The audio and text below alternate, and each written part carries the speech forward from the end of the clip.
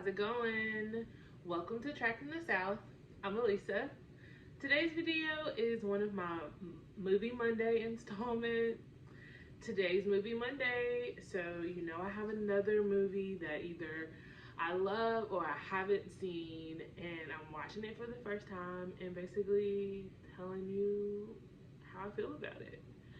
So today's movie is Stella Got a Groove Back. I don't know why I keep smiling about it, but I really enjoyed this movie. If you've been watching for the last couple of weeks, I feel like I've been really getting some duds. Well, picking some duds because I'm the one who's picking them.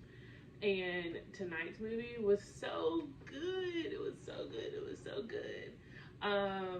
So let me tell you like all the stats and stuff. So I Gotta Go Back was released in 1998. It is star-studded, okay? We have the Angela Bassett, the Whoopi Goldberg, Tay Diggs, the Regina King. I mean, literally all the people. And there are a lot of people who are like not mentioned in their credits, but like I remember them for just different things. Like, I'm gonna use his character name, but Richard Webber from Grey's Anatomy, I think his name is James Pickens, he was in this movie. There was a sister of Stella's. I remember seeing her on some 90s TV shows. I really want to say that she was in Parenthood with Robert Townsend. I want to say it's the mom. I want to say that she's Angela in this movie. I'm pretty sure. And then Stein. I feel like this is the third movie that Stein from Power. Sorry. I don't know his real name. Maybe it's Victor something. I probably need to look that up. He was in this movie looking young and dapper and still just as crooked as ever. Who else? I mean, I think there were just people here and there that I'm like, oh, I know them, or oh, I know them. But I really love this movie. This movie is actually, it was a book written by Terry McMillan, and then her and Ron Bass wrote the screenplay for this movie. So I need to go back and read all these Terry McMillan books because I know she also wrote Waiting to Exhale. I don't know if she wrote the screenplay for Waiting to Exhale, but I do know that she had a book that Waiting to Exhale was based off of. So I actually bought that probably a year ago. I haven't read it yet, but it's gonna be on my list hopefully soon. But okay, so she wrote the book and the screenplay. It was directed by Kevin Rodney Sullivan. His name doesn't pop up to me for anything particular. Let me look at like his screen credits to see if there's anything. Oh, he directed You. Like You with Penn Badgley in it. Oh, that's crazy. Also, he directed a This Is Us episode, Grey's Anatomy for like about 2 years. How to Get Away with Murder. Oh, he is fantastic. So kudos to you, Mr. Sullivan. Okay, I love it. So this movie was 2 hours and 5 minutes long. It was long.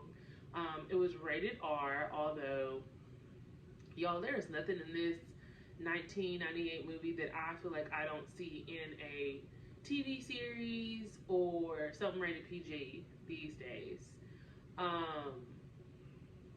So basically this movie is about the character Stella. She's 40. She's working like this high profile job. She has a teenage son. He goes to visit his father. She decides to take a break, and her and her best friend Dee, I think her name is Delia, who's played by Whoopi Goldberg, go to Jamaica. And once they get to Jamaica, she meets this younger man, aka Tay Diggs, who is 20, and they kind of have like a one night stand. And Stella is kind of like looking for more. And that more translates into her going back to Jamaica and bringing her son and her niece. And then, unfortunately, tragedy strikes with her best friend passing away, Whoopi Goldberg. Let me tell you. So, of course, I was very young during the 90s and Whoopi Goldberg's like rise to success. She's probably already successful by the 90s, but you know what I mean.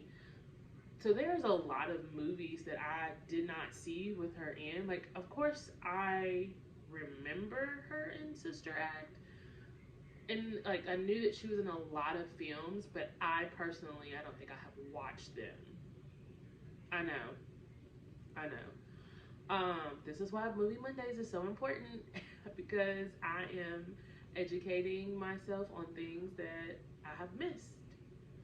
But anywho, so her best friend passes away, which is Whoopi Goldberg. I was on my couch in full tears, like ugly cry, like full tears. Like I was just thinking about my best friends, and at the age of 40, like 40 is like prime before 60, because in my brain it's like 25, 40, 60, 80, because that's going to be like my getting it years, like legit.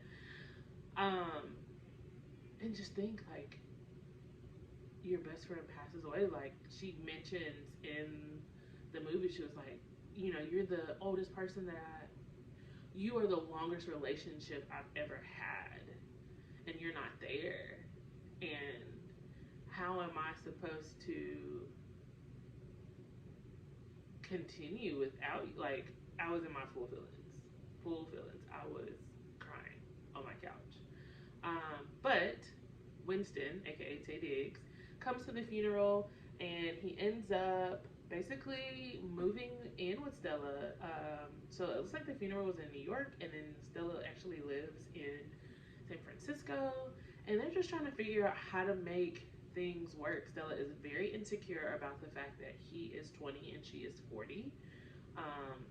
It seems like the people around her, for the most part, are like, go live your life, girl. Go have fun. And she is very insecure about that. I'm sure a lot of that had to do with the fact that she had an almost teenage son, the fact that during this process, she loses her job. So she's kind of like living on reserve and like trying to figure out what's the best thing to do. And she's like taking care of him in a way. And of course, most women are like, men are supposed to take care of us. Like, why would I be sitting here taking care of a teenager? And so, you know, the back and forth goes for quite some time until Winston, which is Tay Diggs' character, just says, you know, I want to show you how much I care for you. I want to marry you. And she doesn't give him an answer. And so that turns into him saying, you know what, I came all the way here.